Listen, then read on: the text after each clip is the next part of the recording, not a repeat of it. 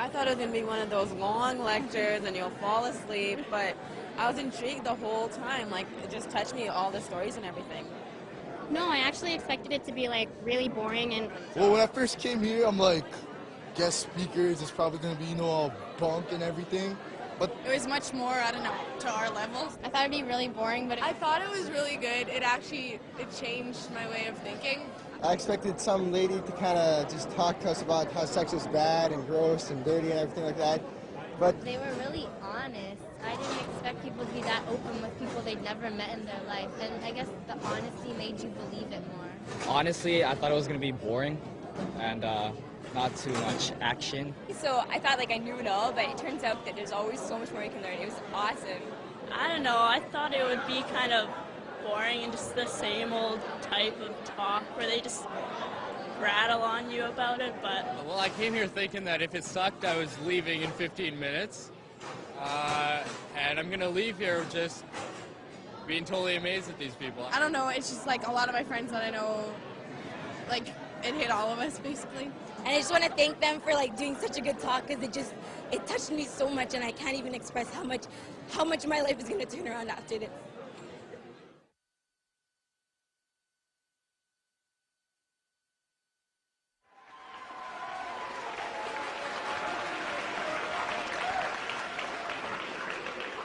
Welcome everybody to our talk this morning. Our speakers this morning, Jason Evert and Cristalia Padilla.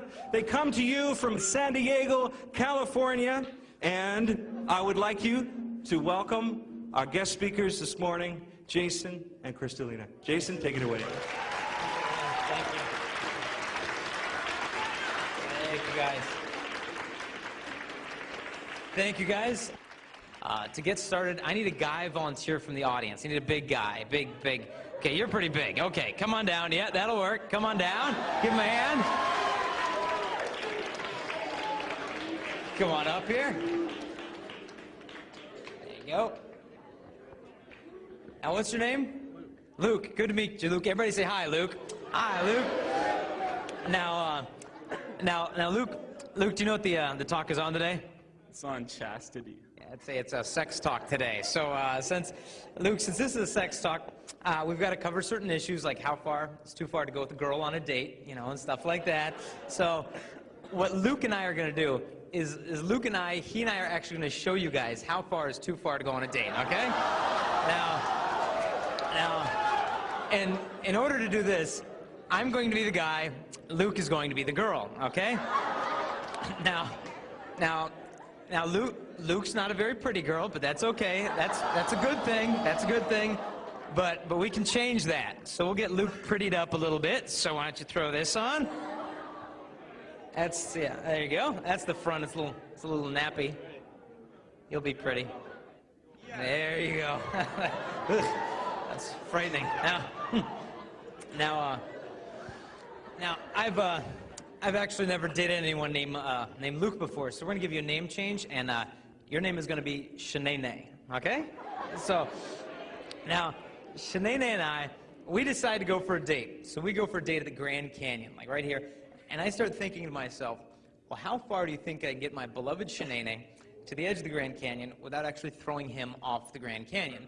Him, her, it, whatever, but, sorry. But there's only one way we can find out how far you can get to that edge, so I've got to pick you up into my arms, okay? All right, so hold on to this, hold on to me, and hold on tight.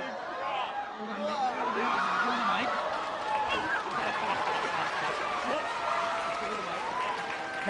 Now, how far can we get to the edge? Can we go further? That's far enough. Okay, all right.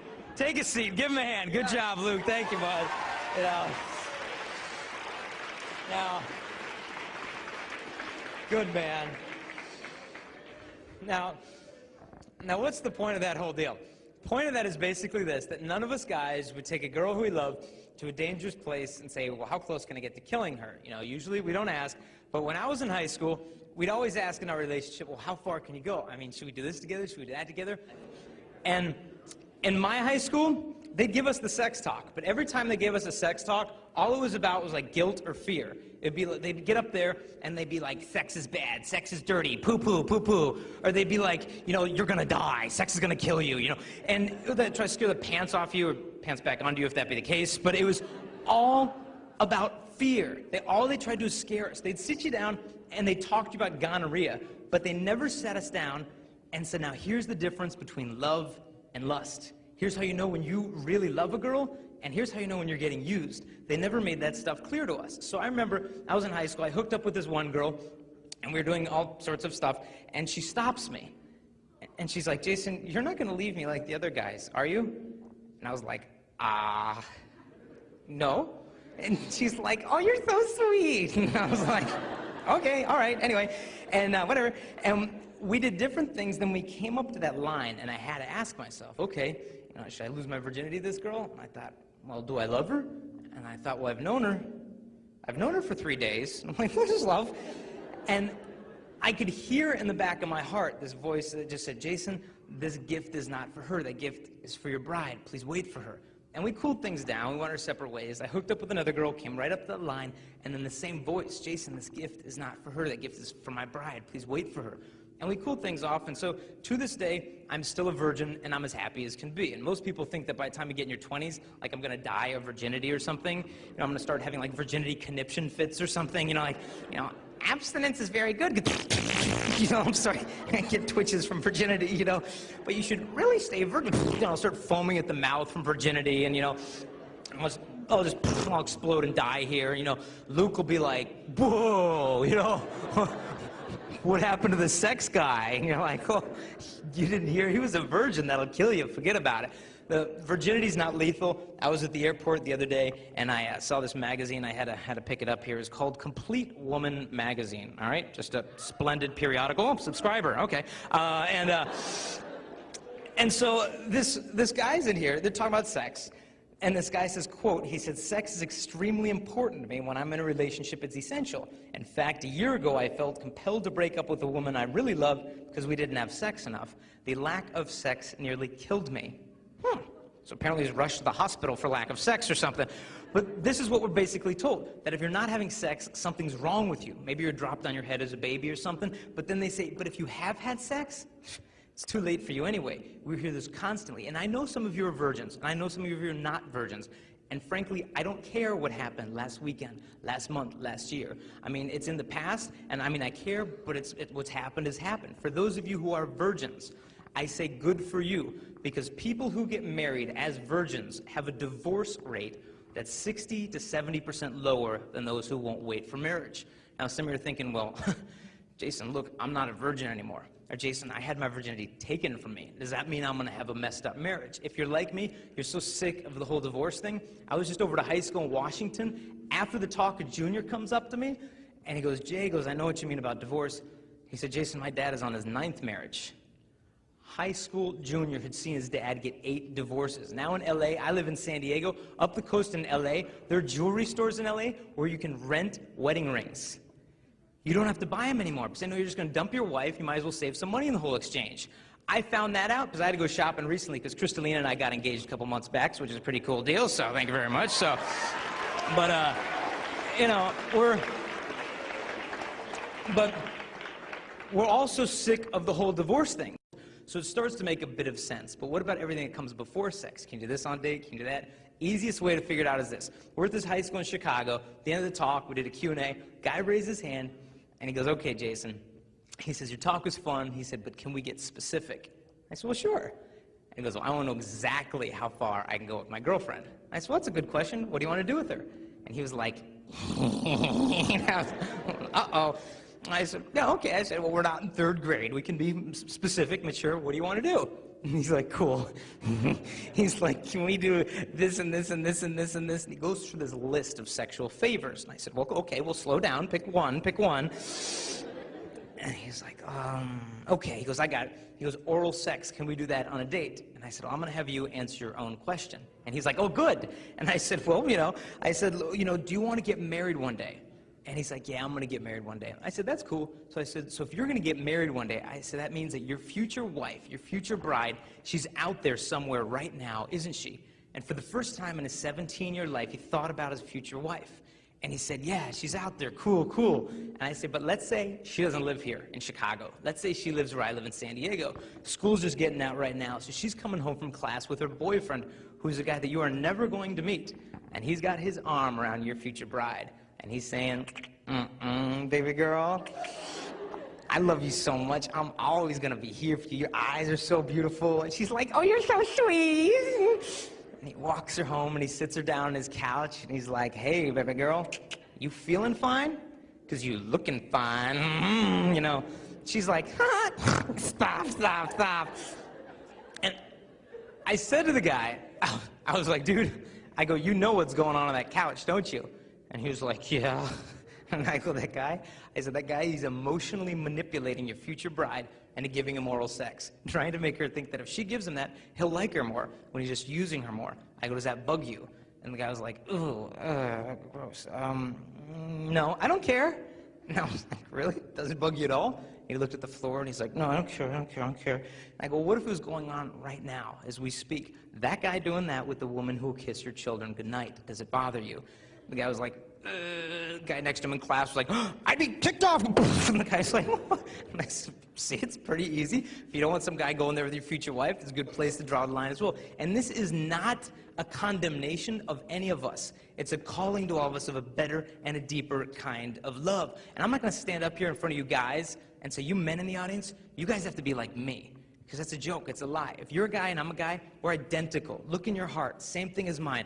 There's this desire to lust after girls, but then there's this desire to properly love a girl at the same time, and there is a tension. But I want you girls to realize the guys you're sitting next to, we've all been lied to about manhood. We're supposed to learn it from our dads, but a lot of us guys haven't seen our dads since we were 3. Some of us see our dads every day of the week, but we hardly even know the guy. No matter what our relationship is with him, we've been lied to at some point in the locker room that, dude, if you want to be a man today, dude, you're going to get some from the girls. Because if you get some with ladies, dude, you're the man. But think about it. Get some from a girl. Getting some sounds like a couple of, like, 7th graders, and they sneak into a convenience store and they shoplift, like, Jolly Rancher candies, you know, and they're like, you know, and then they like run into the parking lot, they're like, you know, they run funny because they're all disproportionate because of puberty. They're like, you know, their feet are too big and their knuckles drag. And then, you know, they get into the parking lot, and then they hide behind a dumpster, and they pull the candy out, and they're like, I got a red one and a grape one. Whoop, a grape one. Did you get some? Did you get some? And you notice the same mentality. Dude, did you get some with that chick? Dude, you sexually conquered that girl? Because if you emptied of her innocence, you robbed her purity, dude, you're the man because you emptied the girl. And we know that this is totally missing the point of manhood. I don't get my manhood by emptying a girl. I get my manhood by denying myself for love of a girl. But how is a guy supposed to sacrifice himself for a girl? Well, to be honest, the reason, honestly, why I always confused love with lust in high school is because the influence in my life back then of the pornography.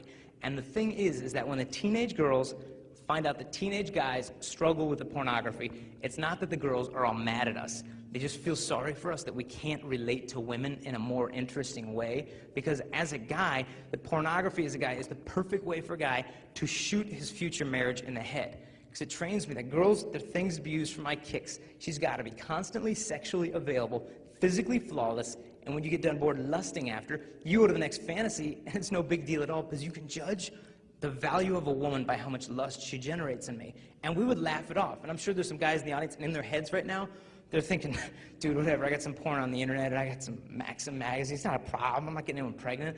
And while he laughingly tries to think it's not a problem, almost desperately try to convince himself, what happens to a young guy is he gets emasculated. Emasculation means that when a young man is robbed of the ability to be masculine.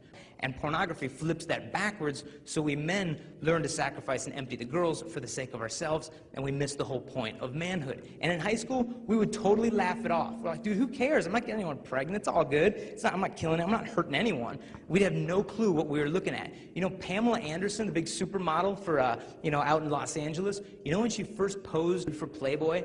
The limo drove her to the pornographic studios. They did all her makeup up. She disrobed. Then she started crying. She finally pulled herself together. They redid the makeup around her eyes, and they took the nude photos. that when you're looking at porn, you're not looking at just some naked body, you're looking at the corpse of a woman's heart. But we would laugh it off, saying, dude, I'm not hurting anyone. We don't realize how much we're hurting ourselves. You know, Maxim magazine, it's a new smutty magazine they have for guys. You know, Maxim magazine has paid computer companies up to $20,000 a pop to generate fake cover models. I'm not saying she's airbrushed. Her legs are fake. Her face is fake. Her breast is fake. The whole woman is completely computer generated. So we as guys are trained to expect our wives to live up to this impossibly perfect fantasy. And where does this leave our brides one day? I had a friend in college who had all the porn, and he basically assumed, dude, who cares? I'll throw the porn away when I get married. I'm getting married in a few months. Then you can have sex whenever you want. It's all good. And I went to his wedding, beautiful wedding, and the guy was divorced in 3 months. All that he did was transfer the fantasies of lust from the porn onto his bride, and the marriage is done as soon as it began. So if you think you're going to get married as a guy and you have the porn, ask yourself one question. Ask yourself, dude, is my bride's body, is it worth waiting to see? Or is she frankly not even worth waiting to see? Because if I can trash the porn tonight, I'm training myself in faithfulness before I ever even meet that girl. You look at the pornography, it takes like 20 seconds to look at it, then it takes like 20 years to forget what you saw. And you as a guy could imagine if your future wife is at home from school right now. She's on the computer. She gets an email to invite her to visit some pornographic website of guys. I would imagine you would pray that she would have the strength just to delete it. Imagine you're carrying your wife into the honeymoon suite for your wedding night, and she's got her arms locked around your neck. And she says, honey, I'm so excited about tonight. And you're like, me too, me too, me too, me too. Walking her in there, and she says, honey, to get ready for you tonight. And you're like, She says, honey, to get ready for you tonight. She says, I've been looking at thousands of pages of naked men on the internet. You'd be like, yeah, babe, maybe wait all life, but don't you sort of have to wait with your eyes? And that's what it comes down to. If I can't say no to sex, what's my yes even worth? Having come with me from San Diego is my fiancée, Cristalina, so please give her a warm welcome. Come on up, hon.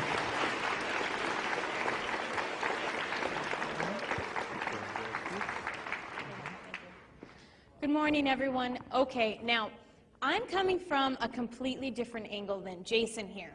When I was about a sophomore in high school, I had my first serious relationship. And after a while of dating, we thought we were in love and everything was great. And slowly, we started to get very physical. And slowly, the pressure started to set into the relationship. And he said, well, girl, if you really love me, if you truly love me, you'd prove it to me. You'd show me just how much you love me. So I needed advice. So I went to my girlfriends and I said, well, he kind of wants to do this with me, and he wants to do that. And they said, well, if you aren't doing this with him, and if you aren't doing that with him, then I mean, well, what's wrong with you? Everybody's doing it. You love him, right? And I thought, well, yeah, I love him. They said, well, then what's the problem? So at the age of 15, I lost my virginity, thinking it was going to cause this huge, great emotional bond between us. We are going to be on cloud 9 and so in love.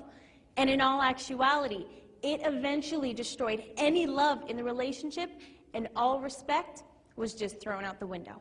Because if I couldn't even respect my own body, how was he supposed to respect it? And after a while of dating, it seemed like he didn't want to spend time with me anymore. He was basically spending the time with my body. Now, when a girl is being used, she knows it. She knows it in the depths of her heart. She may deny it, she may ignore it, but she knows it, and I knew it. And after a while, we were constantly fighting. He was cheating on me, and we broke up and went our separate ways. Now, I will never forget the day when he walked away from me for the very last time. And as he walked away from me, all I could think about was that guy's taking something with him that never belonged to him in the first place. But I can't get it back, right? What's the point? It's already gone. So there I was in the cafeteria talking with my girlfriends. And I came to this conclusion, okay, if a guy can date me for about 6 months without sleeping with me, then he must love me. Then I'll sleep with him. And I think now 6 months? 6 months is the price that I put on my body? If he gives me just a little bit of that time and just a little bit of that attention, that's the definition of love. And I carried this mentality all through high school. He was the first guy that I slept with, but he wasn't the last, because it starts a vicious cycle. And after a while, I was pretty deep into it. Now, I'm not standing up here pointing my finger at you guys, saying, you guys, you're the problem. No. I happen to believe that you guys will be as much of a gentleman as we ladies require. Now, I wasn't acting like a lady back then, nor dressing like a lady back then. Therefore, they didn't feel the need to rise up and act like a gentleman around me. And what seems to happen sometimes is that girls will give guys sex for the sake of getting the love from them. And guys will give girls the love for the sake of getting the sex from the girls. And it can go both ways. Now, with this lifestyle, I got into the partying, I got into the drinking, I got into the clubbing. You name it, I was into it. And granted, at the time, yeah, I thought it was a lot of fun. It was very attractive, and I know what that's like. But I also know what it's like to wake up the next day when that party's over, when those friends are gone, and when I was there by myself. And I remember waking up thinking, I can't believe I did that last night. I hope I don't have to see his face in the hallway at school on Monday. What if he tells everybody what we did last night? What if I'm pregnant? What am I going to tell my mom? What if I have a disease now? What am I going to do? All of these things constantly going through my head. And the night before, my friends would always say to me, oh, it's all fun and games. Don't worry about it. It's not a big deal. But I can promise you and stand up here today and say, the next morning, the fun and games was over. And I woke up hating myself, and I woke up with nothing but disgust and regret. And I knew deep in my heart it wasn't worth it. There was a girl that came up to me after one of our talks, and she said, you know, during the talk I was thinking, all the hooking up with guys, all the going to parties, doing this and that. She goes, I realized I was just a prostitute who wasn't getting paid. And it hit her. It hit her hard. Now, after a while of living this lifestyle, my mother had an idea what was going on in my life. Most parents have an idea what's going on in your lives. As much as I thought I was fooling my mother, I was really fooling myself.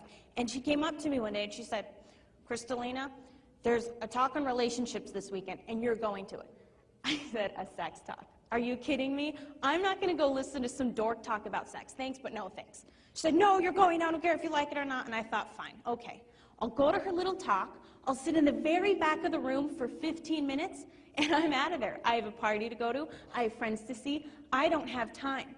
And in that 15 minutes that I sat there, my life was changed. There was a guy who was very honest, blunt, and real. He talked about all of the girls, all of the sex, all the pornography, all of the partying he had been into, and he just laid it out.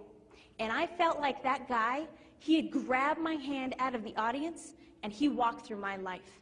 Like he could see the things I was most ashamed of and hiding, and I thought, well, what's the difference?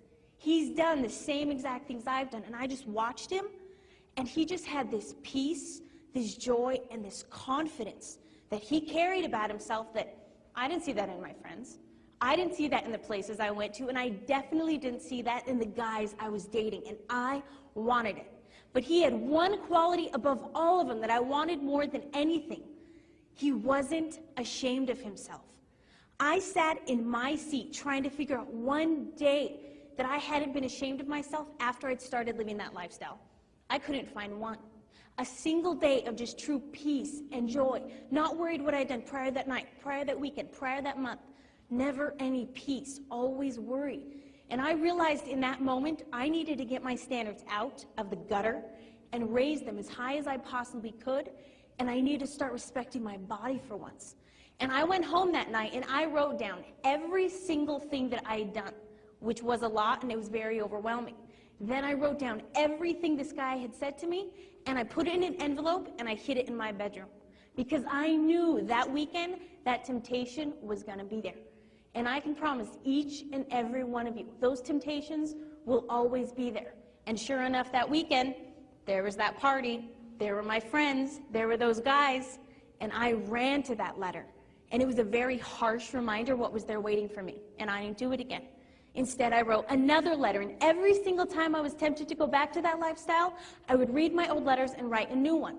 So now I have this huge stack of letters of all of the no's that I've said in my life. Now, Jason here has waited 27 years for his future bride. In 2 weeks, we're getting married.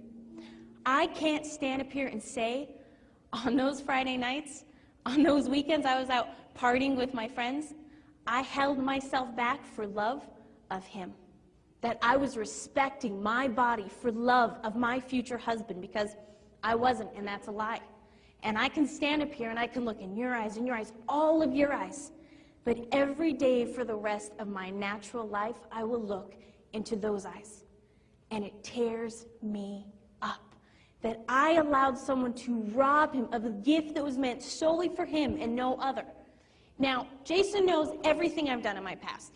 He knows it all and he accepts it all. But he loves me for the person that I've become, and that's what matters most. But when I turned my life around, a lot of my friends, they didn't get it. They thought it was some big joke. They just constantly made fun of me. They're like, well, what are you, a prude now? What are you too good for us? What's your problem? They just couldn't get it. And they were just constantly making fun of me. And I went home one day and I told someone what was going on. And the best advice they could give me was, oh, don't worry about it. Just ignore it. You're doing the right thing. Well, I tell you today, if anyone makes fun of you for living out a lifestyle of chastity, of purity, of respecting your body, and you get made fun of for that, you remember it. You remember every single word they say to you. Go home, make a book of it, write it all down. Because when you stand in front of your bride or in front of your husband on your wedding day, you tell me, where is the laughter? Where is the mockery? Who is going to be making fun of you then? Nobody. There will be complete silence in that place on that day. And any of those people that made fun of you would pay $1 million to be in your shoes. And when you stand up there, you will say, I will honor you and I will cherish you all the days of my life. Well, today's a day of my life, and today right now is a day of your lives. So keep that in mind and take it to heart, because your lives are going to be so much more than these 4 walls in this high school, and it's going to go way and far beyond that. For those of you in the audience that are virgins, I have the utmost respect for you.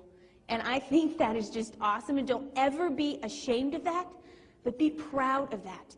Because I know plenty of people who would love to trade places with you, and I am one of them. For those of you in the audience that have made past mistakes, I don't care where you've been, I don't care what you've done, because frankly, I've been there and I've done that. And it is never too late to start over. There was a girl in Philadelphia that came up to me after one of our talks, and it turns out she had slept with 15 guys in the past 3 months. Now, you know the names her school had for her, the label that they called her. That girl, she is a slut, and that's all she's ever going to be. And I asked her, I said, why are you doing this to yourself? She said, oh, it's fun. You go to parties, you hook up, it's fun. And I said, is it really fun? And for once, someone took this poor girl seriously. She said, look, no, it's not fun. She goes, my parents are going through a divorce right now. The minute I walk into my home, there's nothing but hurt and hate. And just for the moment when those guys hold me, it feels like love. Even though I know it's not, at least I feel like somebody wants me. That girl is not a slut. She's not a this. She's not a that. She has a heart identical to yours and to mine. And ultimately, all that we want is love. So if it's too late for her to start over, then it's too late for me to start over. And frankly, it is never too late for anyone to start over. I don't care who you are, where you've been, what you've done, it doesn't matter. All that matters now is where you go from here. Now, later on in the talk, I'll give you a couple means and ways that you can actually live this lifestyle out. Thank you.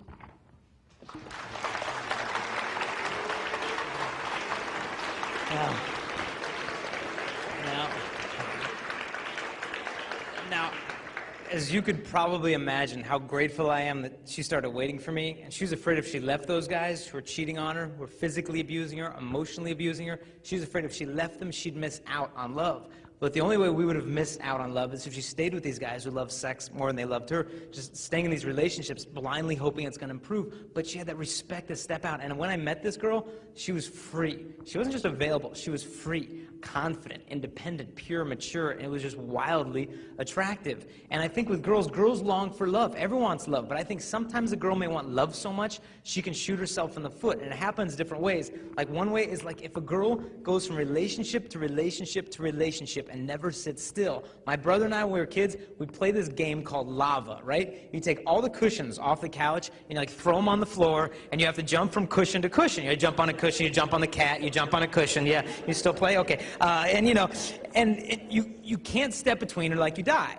And unfortunately, some girls date like that, where they go from boy to boy to boy to boy to boy. By the time the girl gets to college, she has no clue who she is because she's defined her whole identity by the boy she's been clinging to for emotional security. Maybe she confuses their physical affection with love. Maybe she's looking for love her dad never gave her. But either way, a girl needs to find her independence as a woman.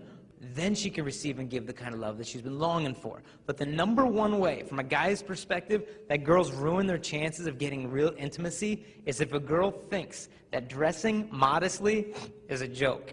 I'll admit, I'm a guy. I don't know the pressure you girls are under to look and eat and dress a certain way. I mean, we were watching TV a while back, and a Barbie doll commercial came on. So I was like, dude, I have to get that Barbie. So I went to the store and got the Barbie. Shut up. Yeah, I've got issues. No, this is, I don't remember her name. It was like Botox, collagen, silicone Barbie or something. But, you know, girls are told from the ages of like 3 and up, you know, behold womanhood. You know, you too can be a woman, okay? Just eat 3 croutons a day, all right? You dress like a collection of body parts, and girl, you're gonna find love. And so what does every beer commercial, every billboard basically tell women about their bodies? It basically tells girls like, you know, you're too fat. You know, you're too skinny. You know, you're too fat and too skinny. You're a real piece of work. Just constantly, girls are told your body is trash. Hate your body. 5 minutes later, they tell you worship your body. And during that confusion and a girl's sincere desire to find love and be found beautiful, she may look at Cosmo and 17 magazine and thinks, well, that's a cute outfit. Maybe if I dress like that, I'll meet a nice guy and maybe we'll find love. Well, it sounds like it makes sense, but what happens is this. If we guys are very visual when it comes to sexuality. And if we see a girl walking down the street dressed like this, you know, let's say she's got one of those new short skirts they have that you can mistake for a wide belt, you know what I'm talking about? You know, they're like belly buttons sticking out and her top's made of like saran wrap or whatever this is, and spaghetti straps. And we see her walking down the street. We think that she's trying to tell us, like, hey boys, the greatest thing about me is my body. And we'll look at her and we'll be like, I agree, you know, that's a nice body. But if her sexual value is the first thing that draws me to a woman, I might think that that's the best thing she has to offer. Forget her friends and her dreams and her family. I want to get to know the body. And a guy might say or do whatever necessary to get access to her body, and if she gives him access thinking, oh, maybe he'll like me more, usually what happens is the guy loses respect because he gets bored. He moves on, and she's left there thinking, well, maybe if I'd been skinnier, he would have liked me more. Maybe if I'd done more with him sexually, he would have stayed longer. He might not have stayed longer, but he would have used her longer, but her heart's made for better kind of love than that. And guys get used too. We all know the pressures go both ways. But with modesty, I'm not saying like girls, you know, I want you to look as ugly as physically possible. You know, I don't want you girls like show up at your prom, like with this, you know, this huge dress on, and your boyfriend sees you, he's like, modesty, you know, wow, you know, girl, you're looking good there in your shapeless plaid ankle-length jumper, you know, hey, you know, that's a nice potato sack, you know, stay home. I mean, modesty does not mean a girl tries to look ugly. It doesn't dampen down your allure. Modesty means a girl takes the beauty of womanhood and uses it to teach men about her dignity. Because I tell you, I never knew how to treat a girl till I dated one in college who dressed modestly, and it was captivating. Because you could take her seriously as a woman because she wasn't trying to constantly make boys gawk at her body so she'd feel secure. And she had a good figure. She could have dressed like, hey boys, check it out. But the way she dressed said like, hey boys, frankly, I'm worth waiting to see. And under that humility was something radiant you could not get bored with because that girl had that deeper reverence for herself. By the way a girl dresses, by the way a girl dances, you can tell if she wants you to treat her like a gentleman or not. And as Cristalia said, a guy will be as much of a gentleman as a woman requires. And I'll grant you girls, you have the power to turn a guy's head, but you also have the power to turn a guy's heart. All the belly button shirts that are out there, I beg you as a guy not to wear the belly button shirts because a guy's belly button is very different than a girl's belly button, okay? Like a guy's belly button, for one, it's not that exciting. I mean, there's probably lint coming out, you know? Just being honest, you know, we're in Oakland and I said that at a high school. I'm like, there's probably lint coming out. I look over, there's a freshman girl over here and she's like, I'm like, you're checking for lint, aren't you? And she's like, ah! You know, she was mortified. It was pretty funny. But But the girl's belly is different because that area is the womb, and it is priceless. It's a treasure. It's a mystery. So you veil what demands the reverence. On our wedding day, she's going to have a veil because she's dirty. No, but I'm not going to lift the veil and be like, I promise to, you're dirty. You veil the bride because she's priceless. And all the belly button shirts, girls, if you want a guy to think you're special, that you're intelligent, that you're worth respecting, showing us your belly button won't help, because we guys are so visual. And I'll grant you, girls, it's so hard as a guy to be pure nowadays with our thoughts. We need your help. Guys don't like to ask for help. You ever drive with a guy who's lost? I mean, he'll drive to South America before he finds the convenience store because it's a pride thing. Likewise with purity, but we have to back down. We just say, girls, we need your help on this. It is so hard for us to stay pure. And girls, I know when you go to the stores, it's probably hard to find pure outfits. I know 2 girls in Arizona, I just read this in the newspaper. They show up at the department store to get their prom dress this spring. They show up, and they were just couldn't find anything. So they went home all frustrated, and they wrote a letter to the department store. And they had 1,400 of their friends sign it. All teenage girls signed this petition. And the letter said this, 1,400 girls. It said, look, we are sick of you carrying these dresses that have slits up to our armpits. They said, we are sick of just the low cut, the belly button, the back, everything. They go, why don't you start carrying some dresses that treat us girls with class instead of all this trash? How about leaving something for the imagination, a little mystery, a little modesty? 1,400 girls signed it. They submitted it to the department store, and the manager called back the girls and said, hi, this is Mr. So-and-so from the department store. He said, if you girls are interested, we'd like to hire you as the fashion consultants for teenage design for our department store, so you're in charge of all the fashions that come in. The girls have power in this to shape the way that the whole world looks at women, so tap into that. Now, I mean, I'll put Barbie away for now. Well, sorry, she's okay, she's still smiling. Girls, it's funny lately is we have to do all this traveling, and they've got all this increased airport security, so we have to go through the x-ray machines, right? And in my little laptop case, I have to carry like a Barbie doll. I've got like a blonde wig back here, and you got to go through the x-ray machines, which is really pleasant.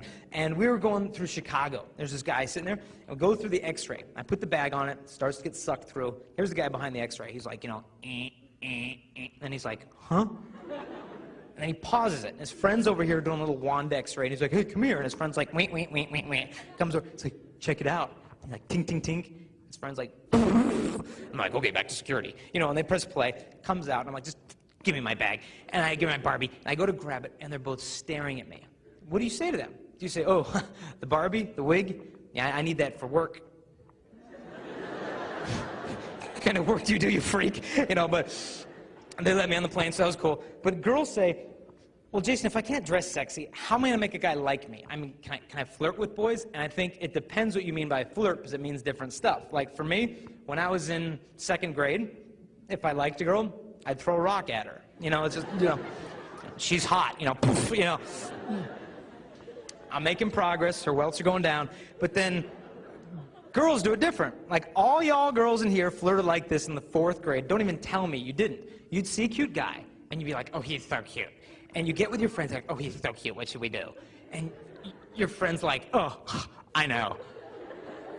Let's give him a note. Oh, that's good, a note, yes. You rip out a sheet of loose leaf paper, get your crayons, your sparkly markers you girls have. And you're like, oh, do you like my friend Shanae? Yes, no, or maybe. It's like a survey. You give him a crayon. He's got to fill it out. Yeah.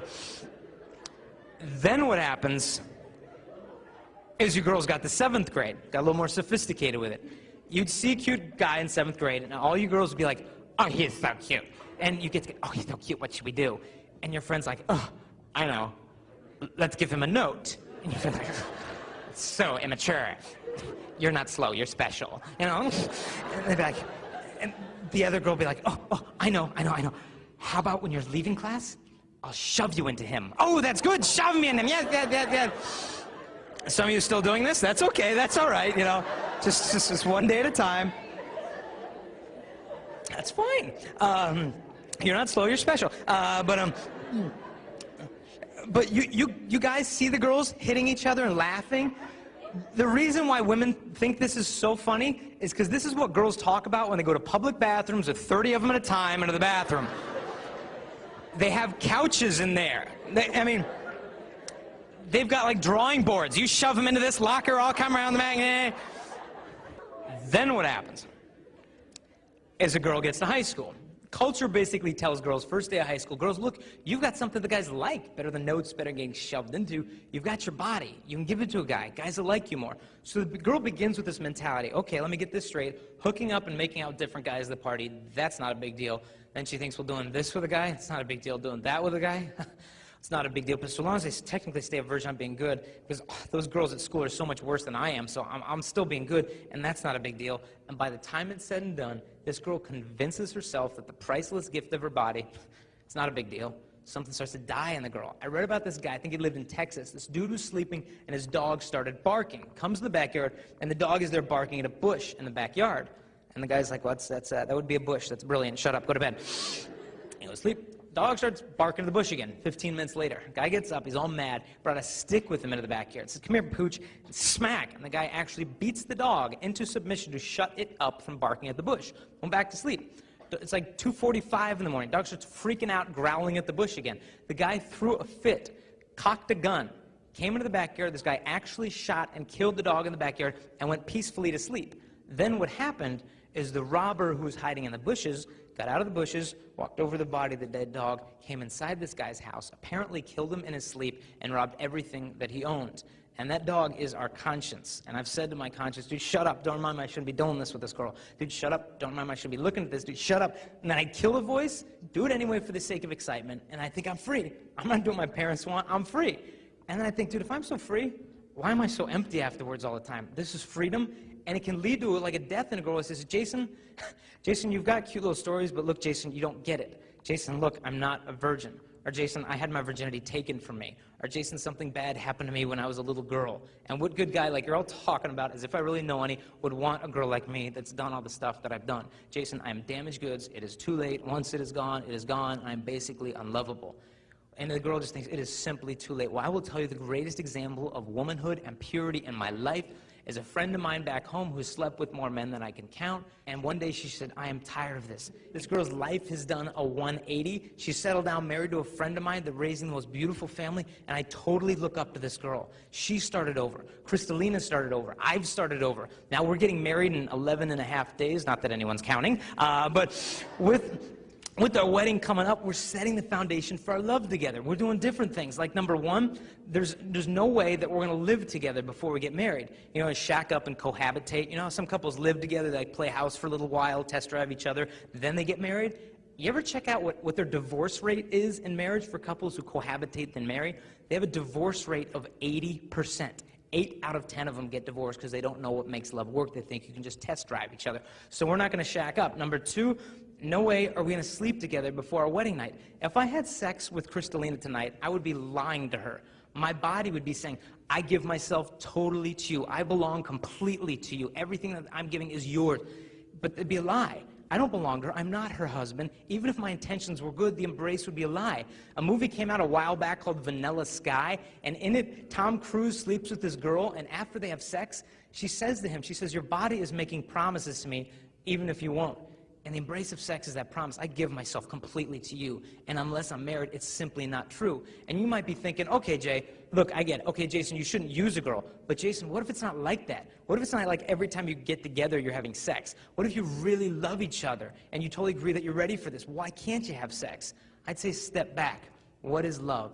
Love means you do what is best for your beloved. And I ask you, is it best for Cristalina to wake up tomorrow morning thinking, am I going to be 2 weeks pregnant on our wedding day? Is my mom going to find out? Am I going to get disease? Am I getting used? Is it best for a girl to put her through these fears? It never is. So why are we abstinent? It's not because we're afraid of pregnancy or disease. It's because of love. It is so simple, because love can wait to give, but lust cannot wait to get. And if you're in a sexually active relationship, you can take the sex out and you can see if there's love there. We did this where we were in Michigan, speaking of this huge public high school, and there's 1,000 freshmen and 1,000 sophomores. The juniors and seniors weren't at the talk. And so after the talk, I'm hanging out with some students in the front, and a senior runs into the auditorium, and he's all mad. And he's like, and he's running through. He's like, dude. And he comes up to the front, and he's like, dude, who told my girlfriend all about secondary purity?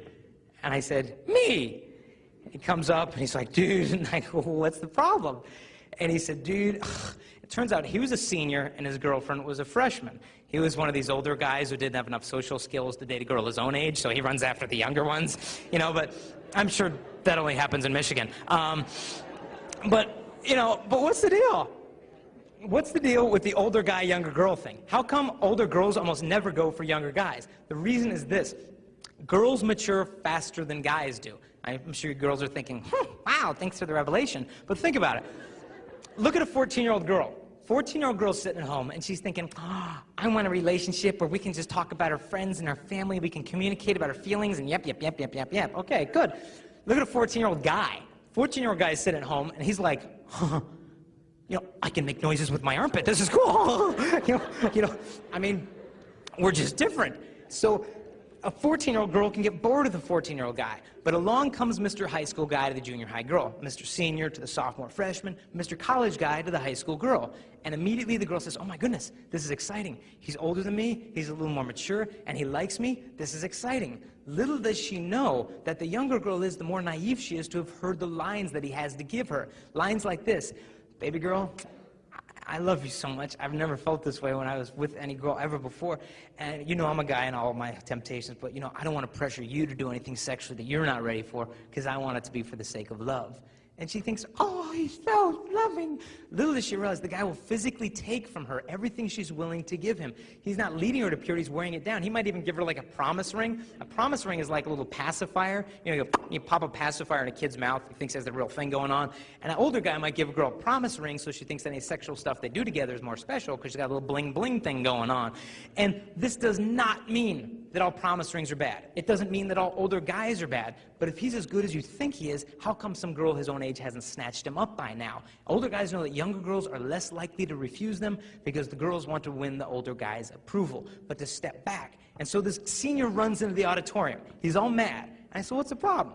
And he goes, well, he said, I just saw my girlfriend in the hallway and she looked all happy. And I said, where you been the last hour? And she said, oh, enjoying my new purity.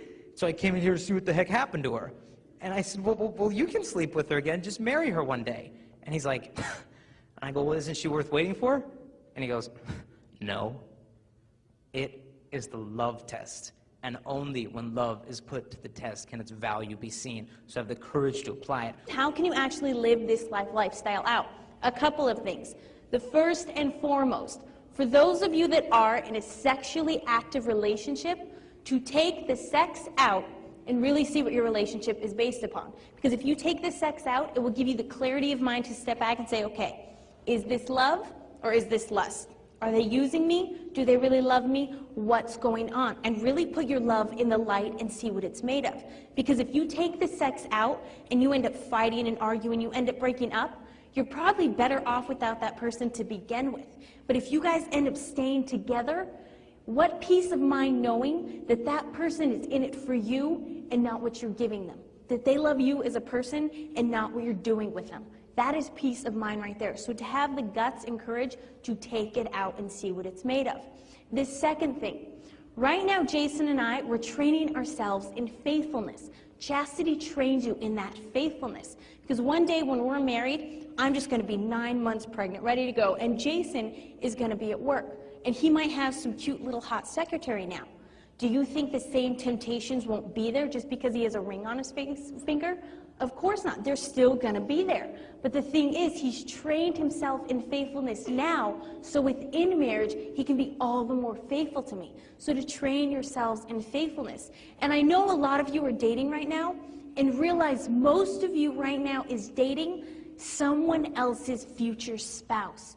To guard that person, protect that person, as you would want your future spouse guarded and protected in the same exact way. Now, when you date someone, to raise your standards high. And I know a lot of people say raise your standards high. When I say that, never have to lower yourself to date anyone. And I know a lot of people do that. And you know when you do that. But to keep your standards high, because everyone in this room, no matter where you've been, what you've done, you are worth waiting for, and you deserve the best. And if that person doesn't want to wait for you, they're always pressuring you this or that, frankly, they're not worth you, and you deserve better than that. So to set your standards high.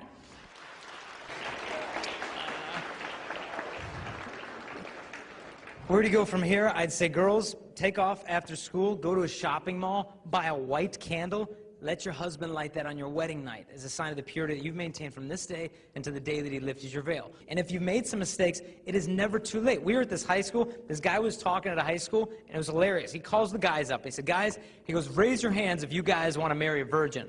And all the players and all the jocks were, yeah, I want to marry a virgin, yeah, yeah. So all the guys had their hands up. He's like, okay. He said, keep your hands up. And everyone's like, yeah, yeah.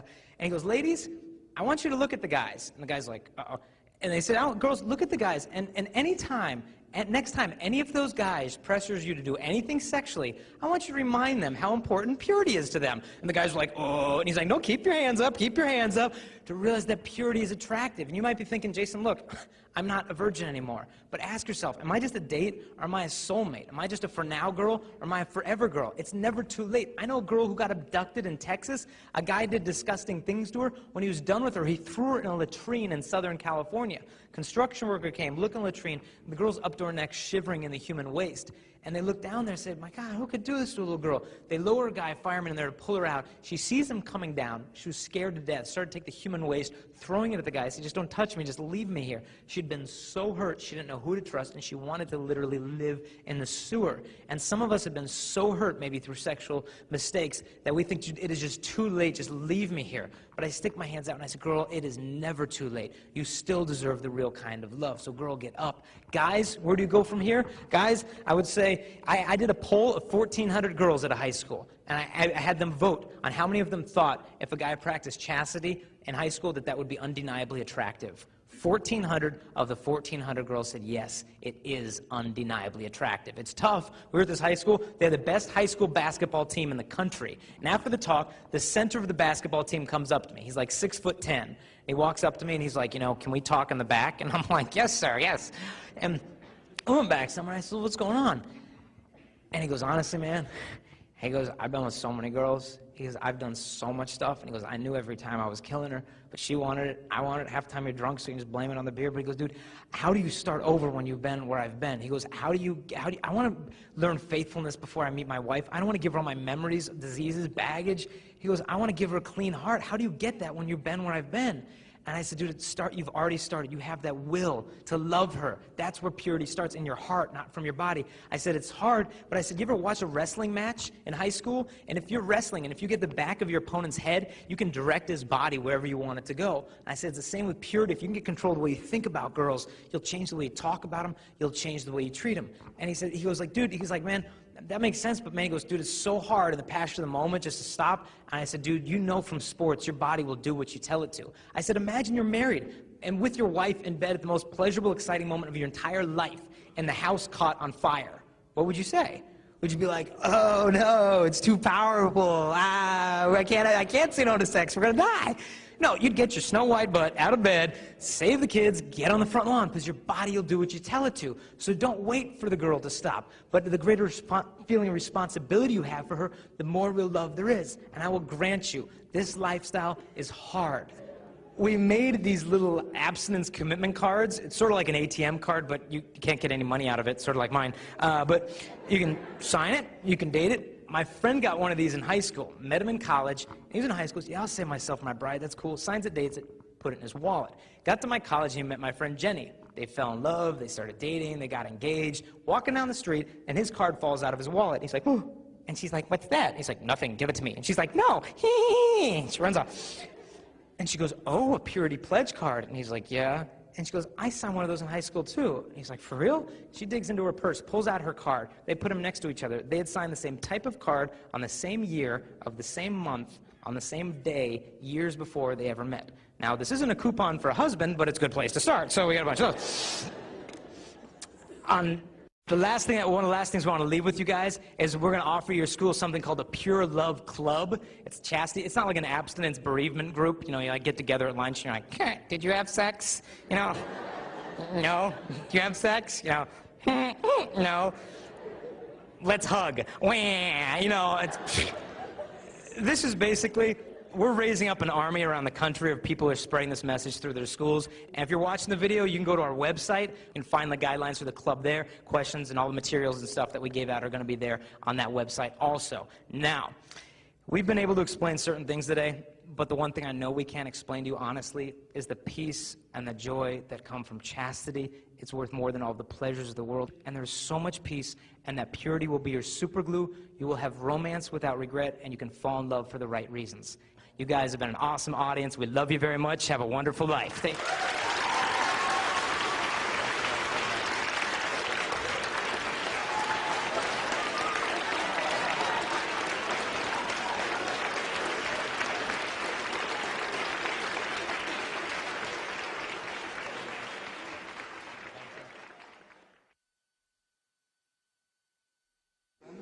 I, Jason, take you, Cristalina, take you, Cristalina, to be my wife. to be my wife. I promise to be true to you I promise to be true to you in good times in good times and in bad, and in bad, in sickness in sickness and in health. and in health. I will love you I will love you, and honor you honor you all the days of my life. all the days of my life. And you repeat after me, Cristalina. I, Cristalina, I, Cristalina, take you, Jason, take you, Jason, to be my husband. to be my husband. I promise to be true to you I promise to be true to you in good times in good times and in bad, and in bad, in sickness in sickness and in health. and in health. I will love you I will love you and honor you and honor you all the days of my life. all the days of my life. Wind it up!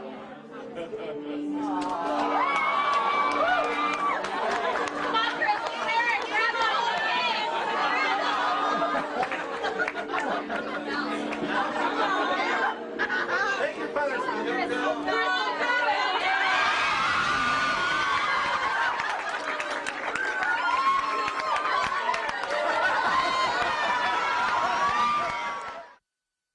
We hope you got a lot out of the talk, and we wanted to invite you to check out our website at www.pureloveclub.net. If you have questions about any of the statistics I provided during the talk, the answers are on this